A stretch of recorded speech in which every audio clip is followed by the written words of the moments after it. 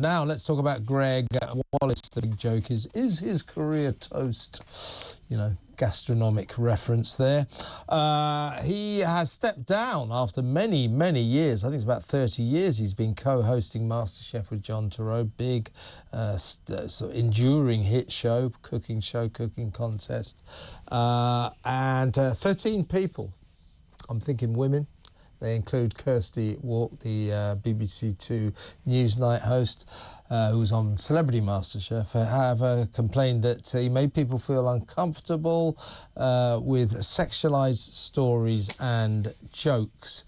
Well, let's talk to my old Oppo when I was TV critic at the Sunday Mirror. He remains excellent TV critic, is too.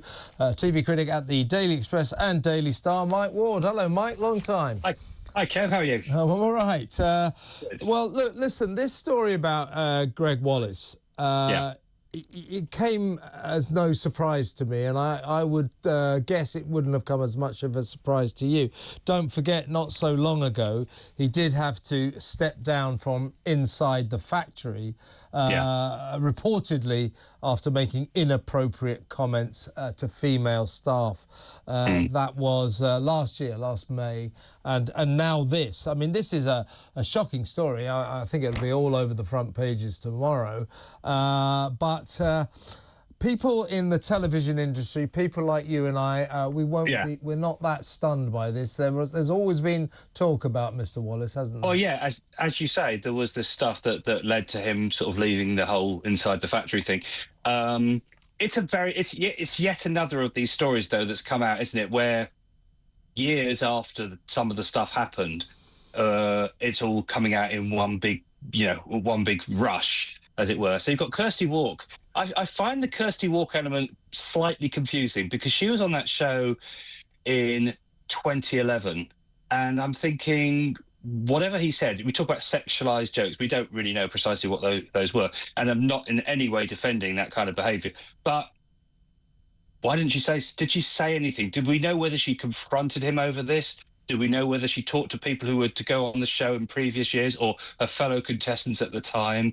This is a person who was paid a six-figure sum, generous sum, by the BBC to present a show where she held the rich and powerful to account on live TV night after night. Was she such a shrinking violet that she couldn't just say, no, that's out of order, that's horrible, that's disgusting, don't do that, you're making people feel awkward? Why is it now? I just find with all these stories we get them fed piecemeal, and that is in no way defending some of the despicable behaviour, but I feel as if we're being told the bits that people want us to hear. And I'd like to hear a little bit more about the context of these things, simply so that I can make an informed judgment as to how somebody has really behaved.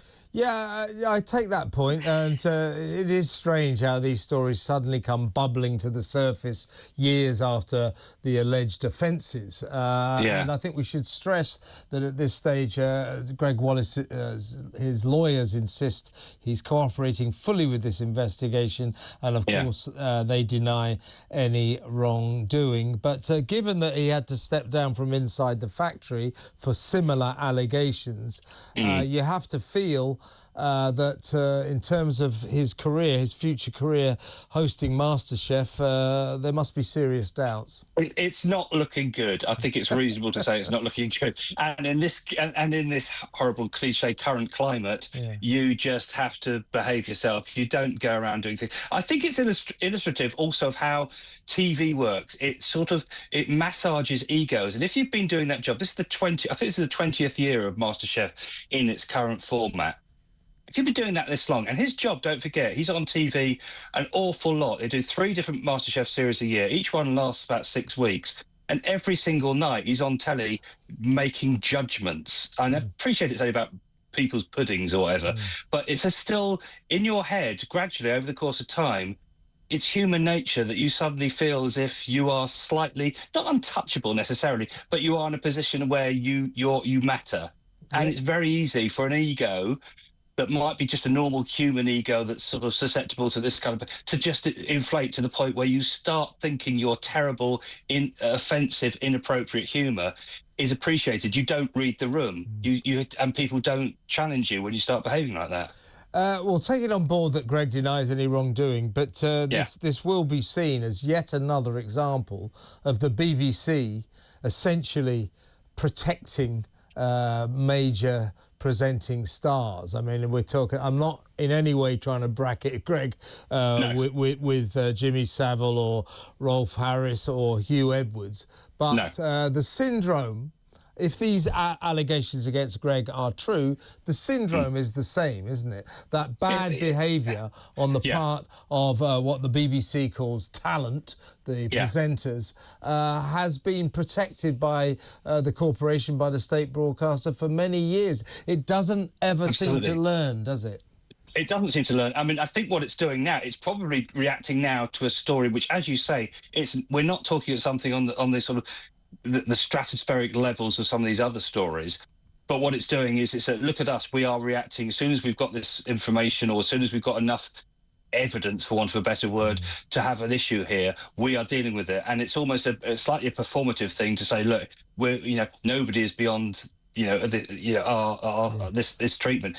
But at the same time, I do think you have to be careful that you don't lump the worst offenders with the ones who are bad offenders, but who aren't on that level, because otherwise you blur the distinction between the really, really horrific offences and those who are just very, very badly judged. Yeah, absolutely. It should be stressed that, again, he's denying any wrongdoing, but the charges, the allegations are, they don't make him the new Jimmy Savile. It is just that he allegedly had a tendency to talk rather fruitily around women, sexually inappropriate comments and jokes and stories.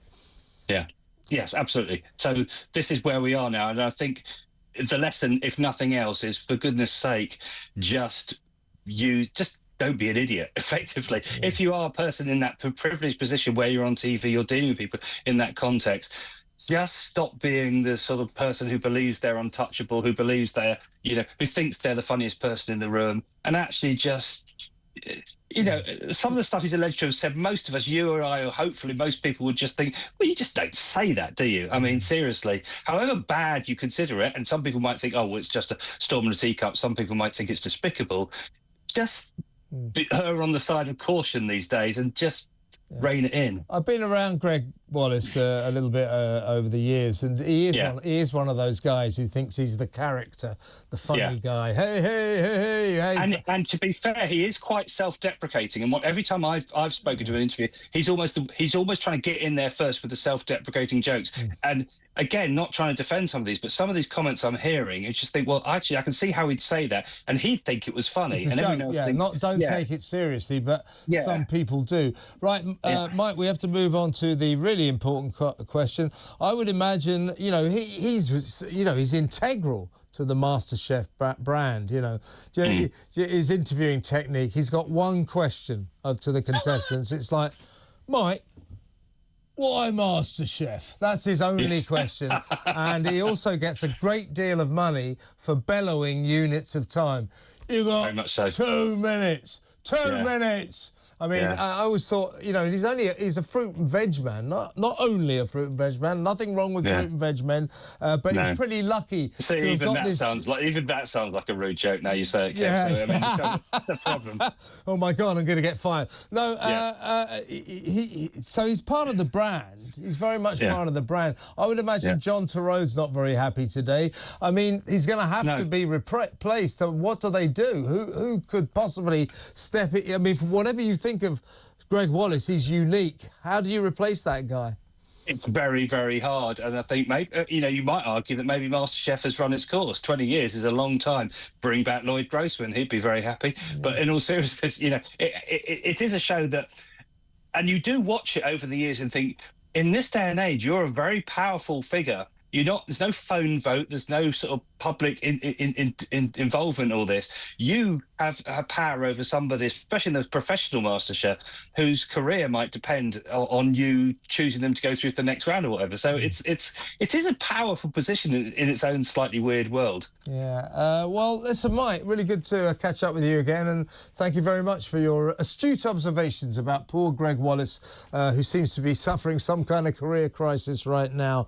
Good to talk to you again, mate. Thank you very much. Mike Ward there, brilliant TV critic for the Daily Star and the Daily Express. Read his work in both those papers.